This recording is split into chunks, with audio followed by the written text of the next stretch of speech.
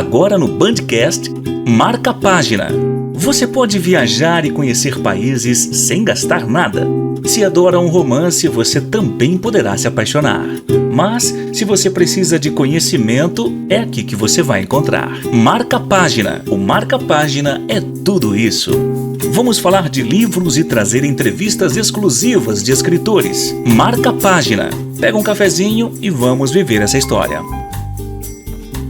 Olá, bem-vindo ao Marca a Página. Hoje nós iremos literalmente fazer uma viagem por vários países, em que nós vamos conhecer o escritor Gustavo Miotti, em que ele aproveitou a pandemia, que ele gosta muito de viajar.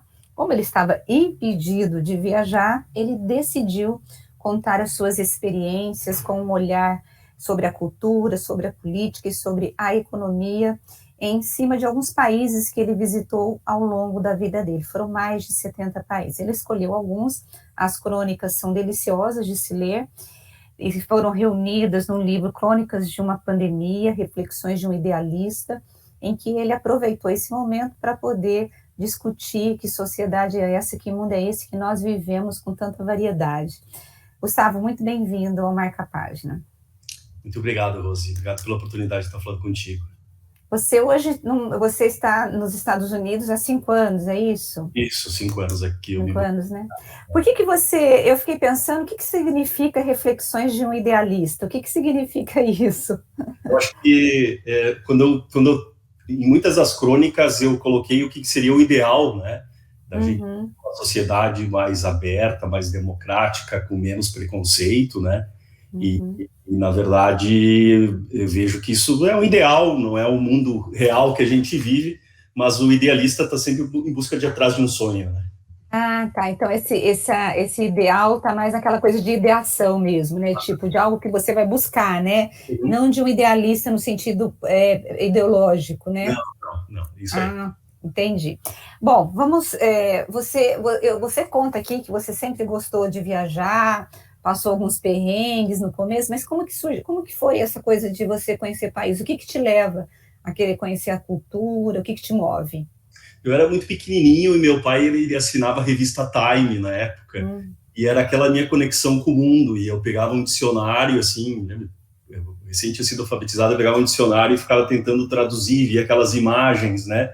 E a partir daí começou, sempre que eu via alguém de uma cultura diferente, eu ficava interessado, né? E a partir daí começou com a literatura, com o cinema, e comecei a ter um pouco de dinheiro daí para viajar pelo mundo, né? Essa conexão com o diverso, com o diferente, né? E o que nessas tuas andanças, eu vi que você separou o livro aí em algumas partes, né? A primeira parte você fala mais sobre os países considerados aí comunistas, né? Coreia do Norte, a Etiópia, Cuba. O que você tem sobre esses países? Por que você decidiu fazer essa divisão de países primeiro? E o que te chamou a atenção? O que te marcou? O que te tocou? O que o leitor pode encontrar nessas páginas? Eu encontrei muita cultura, muita política, porque eu sou repórter de política, né? Então, eu achei que está bem atual. O que foi a tua pretensão, né, ao escrever esse livro? Hoje, assim, foi interessante que a primeira ideia era eu escrever crônicas de história de viagens de países que ainda estão sob um regime comunista, socialista, ou que passaram, né? Mas, ao mesmo tempo, eu estava vivendo num ano, em 2020, aqui nos Estados Unidos, foi o ano que os historiadores, políticos, diziam que a democracia americana foi mais testada, desde a Guerra Civil, né? E eu não contrastar, né? Apesar de ser o melhor dos sistemas, sem dúvida nenhuma, essa é a minha opinião, eu coloco muito no livro, a democracia, mas ela também tem suas falhas e elas têm o que ela precisa ser corrigida, né? Mas eu quis contrastar exatamente com a falta de liberdade e a falta de democracia, que outros tipos de problema pode acontecer. Então, eu faço uma provocação com o leitor, né? De que ele que escolha, né, o melhor dos mundos, né? Quando você pisou na Coreia do Norte, porque a Coreia do Norte, de todos os países, você tem Rússia, você tem Cuba, você tem alguns países, a China, né? A gente conhece alguns regimes comunistas, e que são alguns são mais fechados, outros têm uma economia aberta, liberal, que é a China. Mas a Coreia do Norte é sempre um país que todo mundo tem muita coisa, pensa muito sobre isso, porque é um país muito fechado. Quando você pisou os pés lá, o que você percebeu? Olha, eu fui 2 vezes para a Coreia do Norte. A primeira foi em 2005, que era o Kim Jong-il, o pai do atual, né? E depois eu voltei em 2014. Ela mudou bastante, por incrível que pareça, ela se abriu um pouco com o novo líder, né?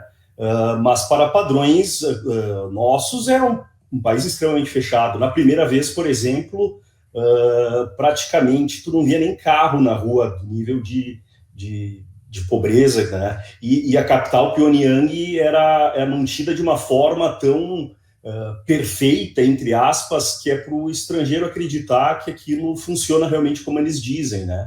Mas para tu ter uma ideia, nós paramos no melhor hotel, era um baita hotel, infraestrutura, numa ilha, né, da capital, e a ilha, fica numa ilha porque realmente tu não pode sair ao redor do hotel, né? E eu me lembro no café da manhã, esse era o melhor hotel, tu tinha direito a um ovo e um pedacinho de pão. E numa manhã, um pão tostado, né? Numa manhã eu tava com fome e pedi mais um. Não, era aquilo que eu ia poder comer, né?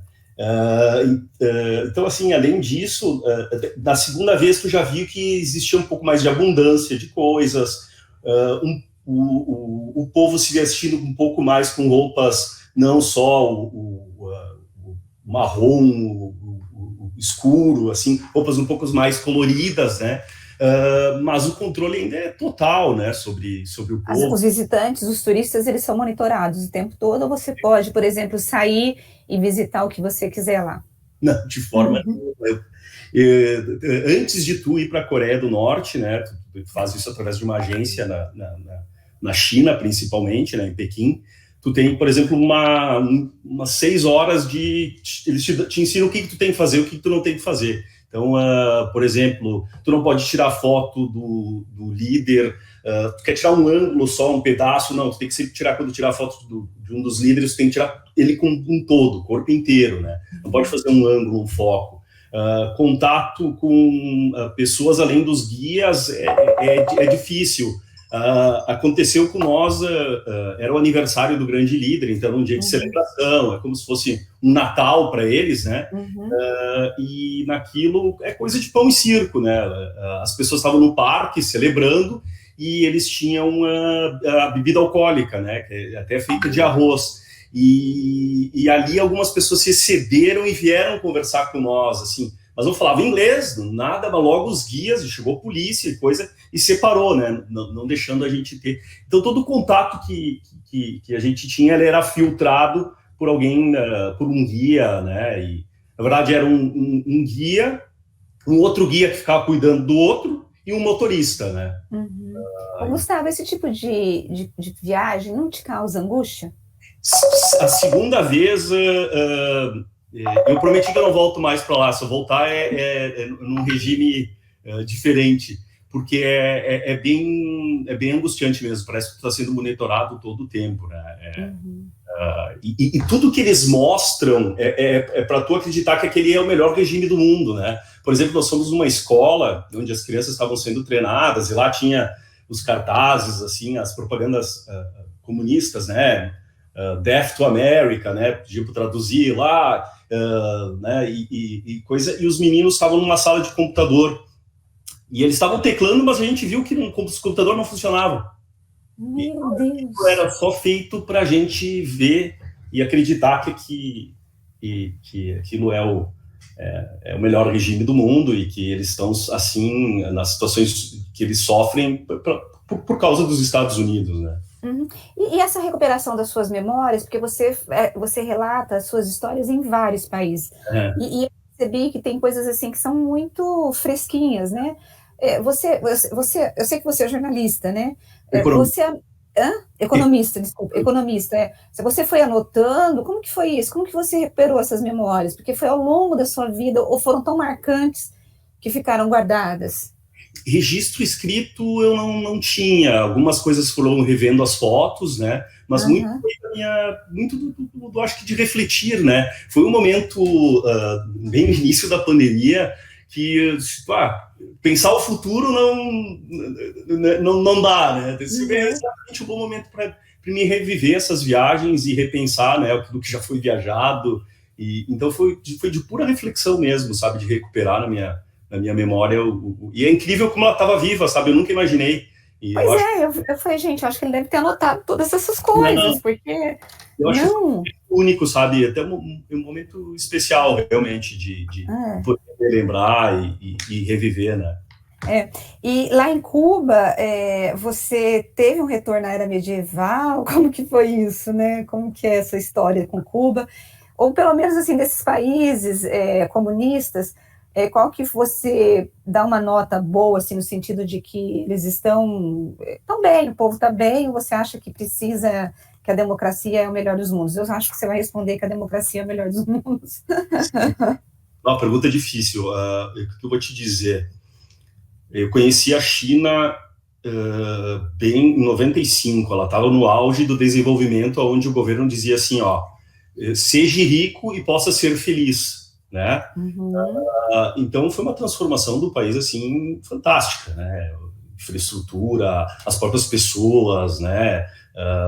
O país, assim, os índices de desenvolvimento deles, né, é uma revolução do que aconteceu lá.